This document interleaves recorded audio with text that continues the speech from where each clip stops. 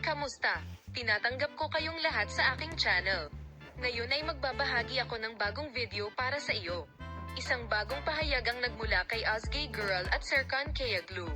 Huwag kalimutang mag-subscribe sa aking channel upang agad na malaman ang tungkol sa mga bagong pag-unlad tungkol sa aming matagumpay na mga manlalaro na sina Ozgay Girl at Serkan Kayaglu.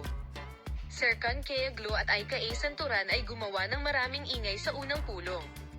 Si Serkan Kayaglu, na nagbakasyon sandali bago ang paghahanda para sa bagong serye, ay sumuko at nagsimulang magtrabaho muli. Ang sikat na aktres, na dumating sa Istanbul at nagsimula sa kanyang pag-aaral, ay gaganap sa nangungunang papel sa inaabangang sinunog na serye ng bansa sa bagong season. Serkan Kayaglu ay nagsasalita ng napaka-assertive tungkol sa kanyang bagong proyekto. Ang aktres, na kumikinang kasama si Ozgay Girl sa proyekto ng Cherry Season at may malaking fan base sa ibang bansa, ay minsang gumawa ng matagumpay na debut sa Cyprus at noong 2021 at 22 na may tamang pagkakasunod-sunod ng tagumpay sa Cyprus. Nang maglaon, si Serkan Kayaglu, na nasa agenda din sa mga proyekto ng digital cinema, ay umabot din sa isang kasunduan para sa isang bagong serye na inihanda para sa panahon ng taglamig. Muling lalabas ang aktres sa harap ng kanyang mga tagahanga sa Setyembre. Darating ang aktor na may dalang napakahalagang proyekto. I don't want to say anything in advance but soon magiging peke na tayo. Nais naming tagumpay kay Serkan Kayaglu, na nagbahagi ng tala kami ay mapamilit sa kanyang mga tagasunod, sigurado ako na ito ay magiging isang magandang trabaho. Ipapakita ng aktor ang karakter ni Kerem sa inaabangang proyekto.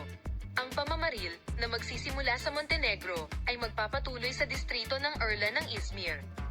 Ang serye, kung saan ang dalawang kabataang nagngangalang Kerem at Sevda ay nagkita sa ibang bansa at magkukwento ng kanilang love story na umaabot hanggang Turkey, ay tila ikinakandado sa screen ng drama at love lovers.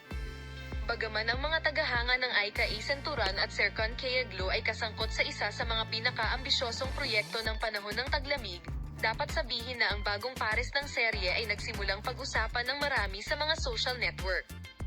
Sa pagpapaalala na sasabak sila sa isang proyekto ng magkasama sa unang pagkakataon, sinabi ni Serkan Kayaglu na nakilala nila ang isang kapareha na hindi pa niya nakikita noon.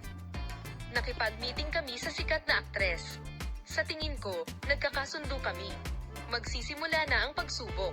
Sinabi ng sikat na aktor na si Serkan Kayaglu, na nag-anunsyo na magtatrabaho siya ng 6 na araw sa isang linggo kapag nagsimula ang trabaho, at sinabing maaari silang magbakasyon ng maikling panahon kung hindi available si Ozgay Girl. Sana ay makita ka sa napakaraming bagong video mula sa amin.